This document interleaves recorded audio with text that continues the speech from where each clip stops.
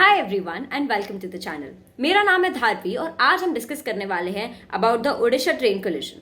इस पूरे इशू के बारे में सब कुछ जानेंगे, क्यों हुआ, कैसे हुआ, किस तरीके से हुआ, सिर्फ इस एक वीडियो में। तो बिना देरी के लेट्स गेट इनटू इट। सबसे पहले समझते हैं कि एग्जैक्टली क्या था, क्या सिस्टम था वहां पे, कैसे हुआ, बेसिक से जानेंगे। आप ये समझ लो, उस सिचुएशन में दो ट्रेन ट्रैक्स थे, एक ऊपर वाला ट्रेन ट्रैक था और एक नीचे वाला ट्रेन ट्रैक था। ऊपर वाले ट्रेन ट्रैक को हम अप मेन बुलाते हैं और जो नीचे वाला ट्रेन ट्रैक है हम उसे बुलाते हैं डाउन मेन। तो दो ट्रेन ट्रैक्स थे, एक है अप मेन, एक है डाउन मेन। अब क्या होता है यहाँ पे जो ट्रेन ट्रैक्स हैं उनके सब्सिक्वेंट में दो लूप ट्रैक्स भी होते हैं। अब इन लूप ट्रैक्स की क्या इंपॉर्टेंस है, आप ये मानो कि ये है ट्रेन 1 और पीछे आ रही है ट्रेन 2। अब ट्रेन 1 और ट्रेन 2 में क्या डिफरेंस है? ट्रेन 1 चल रही है धीरे, ट्रेन 2 चल रही है फास्ट। तो क्या हो सकता है? इनका कोलिजन पॉसिबल है।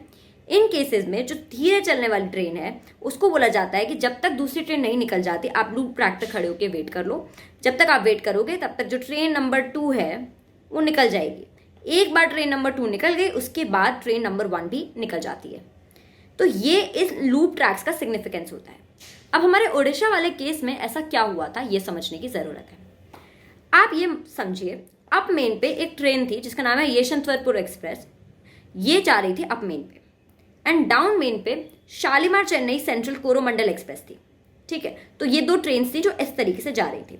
Shalimar Chennai central Coromandel express 128 kilometre per hour की स्पीड से जा रही थी, यानी इसकी स्पीड काफी ज्यादा थी। एंड यहाँ पे ऑलरेडी एक ट्रेन खड़ी हुई थी। ठीक है, ये एक मालगाड़ी थी और ये यहाँ पे स्टैग्नेंट होकर खड़ी हुई थी, चल नहीं रही थी, ये रुकी हुई थी। तो यहाँ से ये ट्रेन नंबर 1 एंड ये ट्रेन नंबर 2 जा रही थी। अब ये क्या हुआ, ये एकदम से इसका ट्रैक बदल गया एंड ये जाके इस ट्रेन में टकराई। ड्यू टू द मोमेंटम ये ट्रेन इसमें टकराई। क्यों हुआ, कैसे हुआ, अब इस चीज को समझने डिटेल में एग्जैक्टली क्यों हुआ। सबसे पहले हमें दो फैक्टर समझने की जरूरत है। कोई भी ट्रेन जब चलती है तो वो दो फैक्टर्स पे रिलाई करती है, एक तो उसकी स्पीड और एक तो वो क्या ट्रैक पे जा रही है। जो स्पीड होता है वो कौन डिटरमाइन करता है? जो ट्रेन ड्राइवर, ट्रेन पायलट भी बोलते हैं उसे। तो जो अगर आज मैं ट्रेन चला रही हूँ तो मैं ट्रेन की स्पीड डिटरमाइन करूंगी, ये मेरे कंट्रोल में होता है। लेकिन जो ट्रैक होता है कि कौन से ट्रैक पे जा रही है, जो जिस ट्रैक ऑटोमेटिकली ना कई बार ट्रेन ना अपनी ट्रैक्स भी बदल देती है। तो ये जो ट्रैक है वो किस पे रिलायंट होता है? वो दो चीजों पर रिलायंट होता है। कुछ जगह मैनुअल होता है और कुछ जगह इलेक्ट्रॉनिक इंटरलॉकिंग सिस्टम आता है। अब जो मैनुअल होता है ना वो यूजुअली आजकल यूज नहीं होता। स्पेशली इस केस में इलेक्ट्रॉनिक इंटरलॉकिंग सिस्टम ही यूज हुआ है। तो हमको ये डिफरेंस समझने की जरूरत है। मैनुअल अब इस केस में नहीं यूज होता, अभी electronic interlocking system he most of the places में प्रेवलेंट है।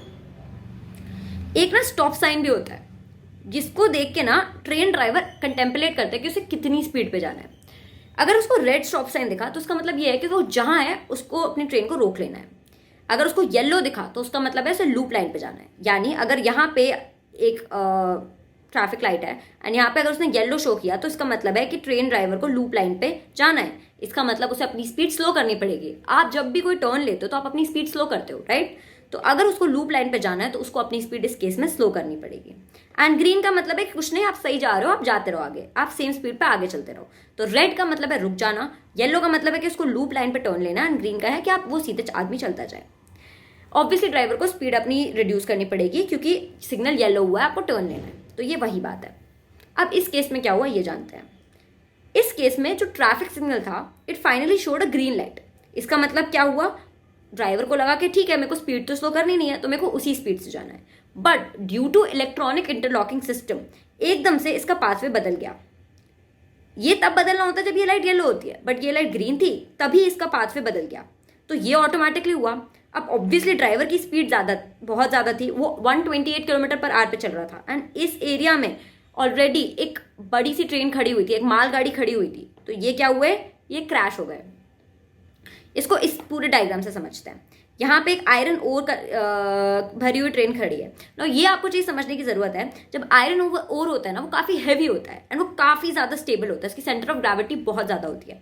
तो इस चक्कर में कितनी भी स्पीड से वो आई ट्रेन, ये मूव ही नहीं करी। एक बार के लिए मूव कर जाती है तो ये थोड़ी आगे बढ़ जाती है, इसके पीछे आ जाती, इतना बड़ा हादसा नहीं होता। बट क्योंकि इसके अंदर आयरन ओर था तो ये स्टेबल थी।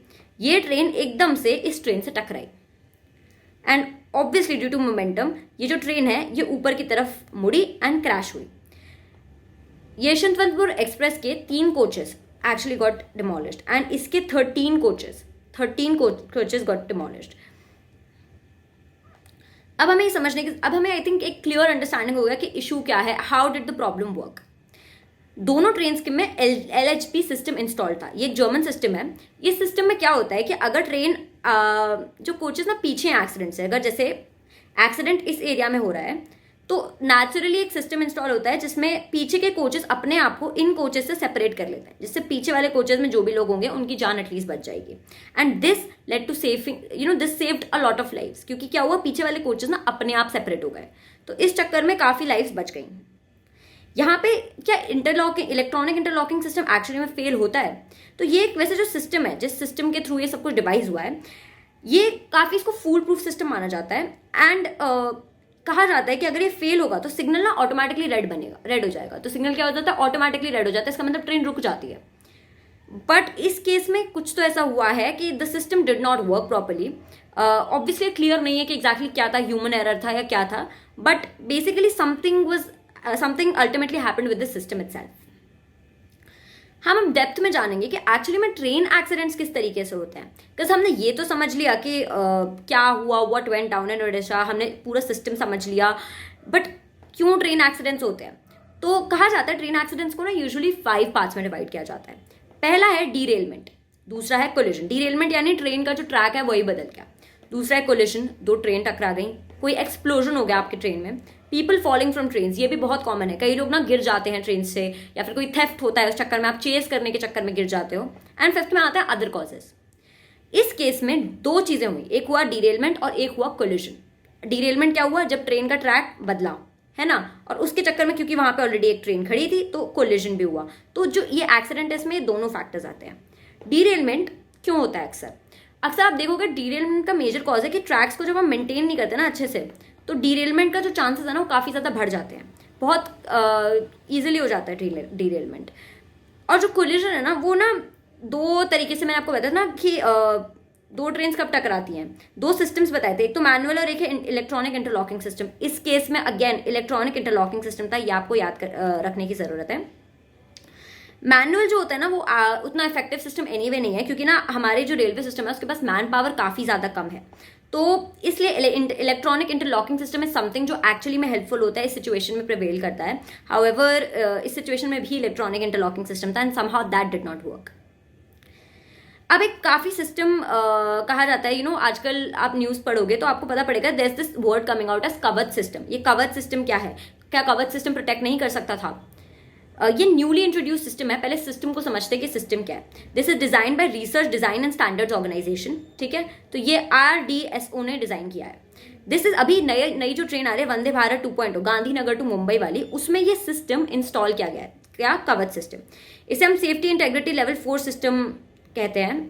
इसका जो बेसिकली सेफ्टी लेवल है that is safety integrity level 4। अब क्या है कवच सिस्टम?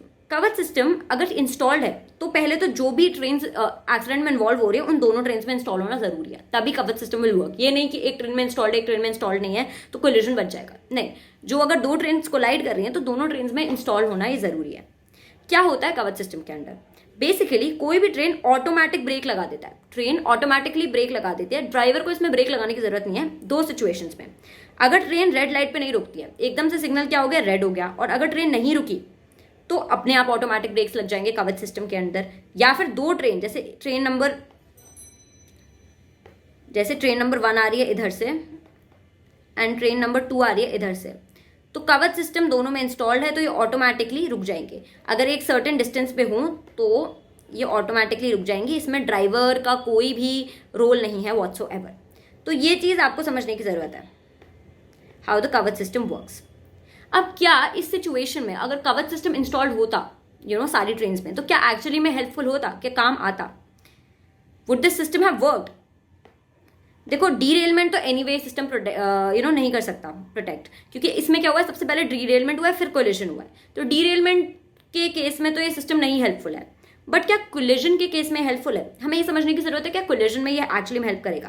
देखिए कोलिजन कवच सिस्टम तभी काम करता है जब दो ट्रेन्स हैं और उनके बीच में एक मिनिमम सेफ डिस्टेंस है। अगर ये मिनिमम सेफ डिस्टेंस एग्जिस्ट करती है तभी ये जो कोलिजन के केस में कवच सिस्टम काम करेगा। अगर वो मिनिमम डिस्टेंस नहीं है एनीवे क्रैश कर जाएगा। तो क्या हुआ था इस केस में, मिनिमम डिस्टेंस तो थी नहीं, बिकॉज एज सुन एज जो ट्रेन थी वो टर्न हुई तो जो दूसरी आयरन ओर वाली ट्रेन थी फिल्ड विद आयरन ओर, वो काफ़ी ज़्यादा क्लोज डिस्टेंस पे थे, इतना टाइम ही नहीं था। दूसरी चीज़, ये जो आ भी रही थी train, it was coming at a lot of speed, 128 kilometre per hour. तो रेलवे एक्सपर्ट्स का ये मानना है कि इवन तो ये इंस्टॉल्ड होता तो it couldn't have prevented the incident. तो Kavach system at the end of the day really उतना हेल्पफुल नहीं होता। So with this we come to the end of the video. Thank you for watching till the end. Now एक चीज़ मैं बोलना चाहूंगी is, आप जब जीडी के लिए जाते हो एसएसबी में, तो वहां पे they talk about the issue and they expect you to develop opinion based solutions. तो उसकी follow up video will be coming on the channel, do watch it, जिससे आप समझ सकते हैं, you will get to know how to actually form opinions, how to actually find out solutions खुद से। So thank you so much for watching till the end. Do like, share and subscribe.